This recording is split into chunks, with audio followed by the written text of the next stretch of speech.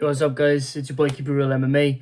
I just want to make this quick video, not going to be too long. As you can tell by the title, I'm going to lump in multiple things. I was planning on just doing the Ankalev and Blachowicz reaction, but it's been quite a bit of time now. Obviously, I've been working like mad. So what I'm going to do is I'm going to lump it all together with Joe Rogan, Dana White, and then I'm going to lump in together the fight that was made, Jamal Hill versus Glover in January. So yeah. Right, first of all, thoughts on the fight. I think a draw was very fair. I can't see Jan winning the first round. It all comes down to the first round. And they keep trying to debate the third round, but it's not debatable. Jan won the third round. I seen the fight. Now, I actually rewatched the Paddy and Gordon fight. I've rewatched it. I think Gordon won all 3 rounds. I think he even won the second round. That's just my opinion. But he landed the most significant strikes and the cleaner ones. But I'm just saying, like, I rewatched the fights is what I'm trying to say. I did rewatch round 3 in close detail. I didn't bother watching 4 and 5 because obviously it was obvious, right? I knew 5 was a 10-8, and I knew round 4 was a very, very strong 10-9. I watched round 3 back very closely, and I knew Jan clearly won it. I watched round 2 quite closely. Jan clearly won it. And I watched round 1, and round 1 was the hardest one for me to score. It was extremely hard for me to score, and I tried my best, and I looked at it, and I think and the thing is like, because it's hard to, like, you know, just go off a counting basis. It's like you're looking at the reaction after the shot lands, and I based off the scoring criteria of MMA, you gotta give Jan 10-9. So in my opinion, I think a draw was pretty fair. Sorry, that's my dog. Yeah, he's sleeping. But yeah, I think a draw was pretty fair. I think is a fair result. Yeah, I think is a fair result. I think is a fair result. And what people not understanding, right? This was originally a 3-round fight. Yeah, if this happened to be a 3-round fight, Jan would have won easily. Not easily, but he would have won 30-27. But you know, is what it is. So I think a draw was very fair. Now, let's talk about Joe Rogan. For some reason, he has 2 sections of people that he loves to cater to, and one of them are for some reason, especially if they're black champions. And I'm not singling this out for any reason, but like, other than that, Joe Rogan, for some reason, you look at the Adesanya Blachowicz fight, right? He's all over Adesanya saying, oh, look at those feints. He's doing this, he's doing that. When Jan is outboxing Jan. Jan is outboxing Jan. Jan is outboxing Adesanya. Clearly outstriking him. Winning the fight. And it's like, what the fuck? And it's just the way that he talks about him. But the biggest one that he has a thing for, that he's very biased for, are the Dagestani fighters. For some reason, I don't know if it must be in his contract. I think the black guy thing is just himself. I think that's just him being himself, in a sense of, I mean, it's fine. You like black athletes, that's cool, bro. I like all athletes, but I'm not biased towards anybody, right? I'll happily watch anybody, and I'll criticize anybody, and I'll praise anybody. You know what I'm saying? As much as I like, you know what I mean? As much as I don't like the Dagestani fighters that much because of most of their fighting styles, I will pick them most of the time because I know how good they are. And, you know, I'll make fun of them, call them inbred and stuff, because it's true. It is true, they are inbred. But, you know what I mean? I'll happily call out anybody. I'll happily make fun of anybody. But for some reason, Joe Rogan has this preference, like, you know what I mean, the way he talks about John Jones and the way that he talks about these certain athletes and stuff like that. But to be fair, they are incredible athletes, so I can understand where he's coming from. But for some reason, right, the second type of athlete that he loves are the Dagestani fighters, the Russian fighters. Well, not just any Russian fighter. Not like a Sergei Pavlovich, a nut hugger, a Dagestani, a true Dagestani. For some reason, he fucking loves them. And I think it's got to be a part of his contract or something. I don't know. Because the way he talks about him, bro, he's like, oh, he's deep-throating them. And I don't know what it is, right? But the UFC is kind of weird with them too, because they push them like mad as if they're superstars. Like push them towards the pound for pound list, push them towards the title shots when they don't deserve the title shots. Like, don't get me wrong, Islam beat Oliveira fair and square, but he didn't. But he did not like deserve the title shot in the first place. He never beat anybody in the top 10. He then beat Dan Hooker after being given the number 5 spot after beating nobody in the top 10 or top 5. Then gets a title shot off of beating Bobby Green on a week's notice. Makes no sense to me. But Joe Rogan's all over him, man. And he basically corralled Jan into saying that he lost. Like, what the fuck?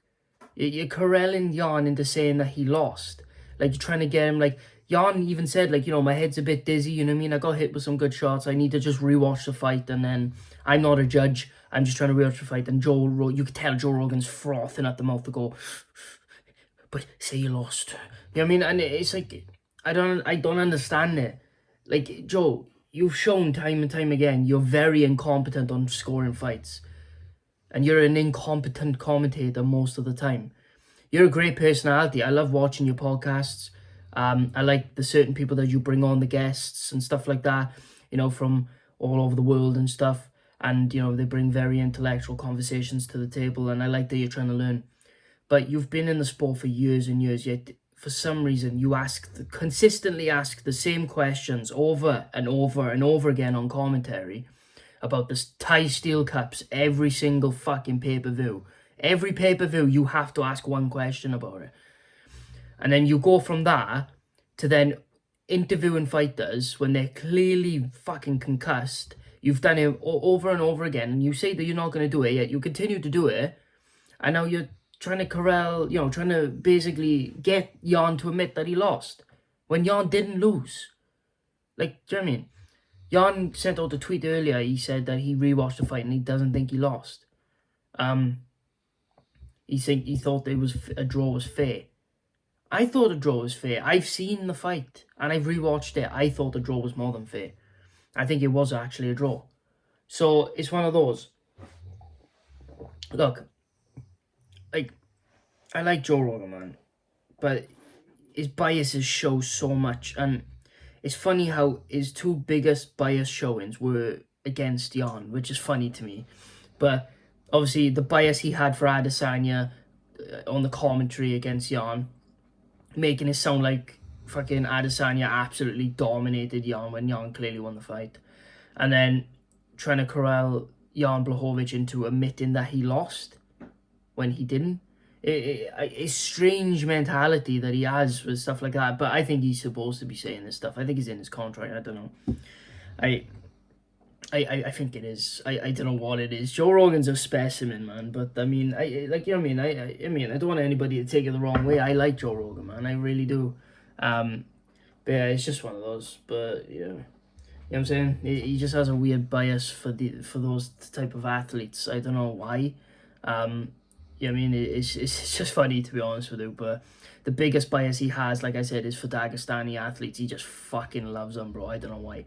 But yeah, yeah, and then, right, this is my thoughts on that now. Jamal Hill versus Glover. What the fuck?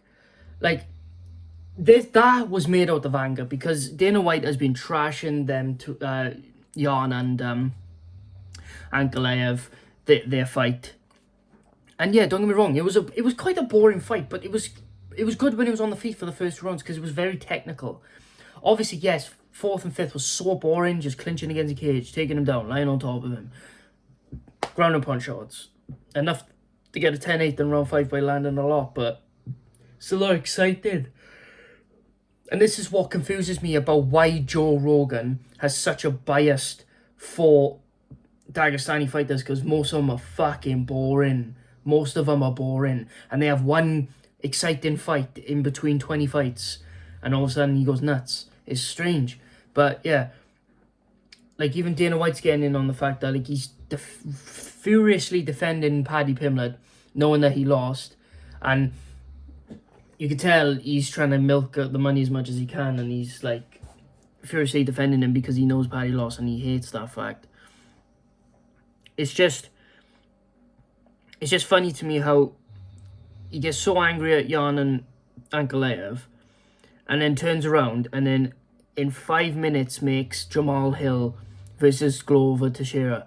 And what makes me laugh, right, is the fact that Dana White is always the type of guy to say, don't ask me about fights, I'm not the one to make fights straight after a card on the post-fight interview, blah, blah, blah. Yet, all of a sudden, as soon as it suits what he wants in the moment, boom, it gets made like that. That fight was made out of pure anger, and he fucking knows it. It was made out of pure anger for the main event, for the card collapsing, and that's why he made that fight. Because Jamal Hill is number 7 in the light heavyweight division. He does not deserve a title shot. Glover doesn't deserve a title shot either, because he's coming off a loss where he got finished, and you know how I feel about people getting title shots off of a no-fight win streak or a one-fight win streak.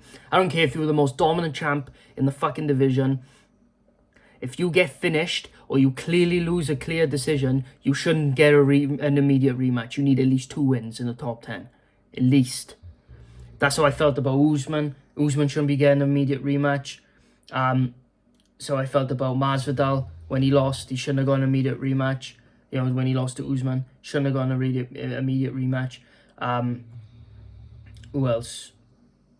You know, like, but just like all these people, you know what I mean? They shouldn't have got an immediate rematch. But yeah. Oh yeah.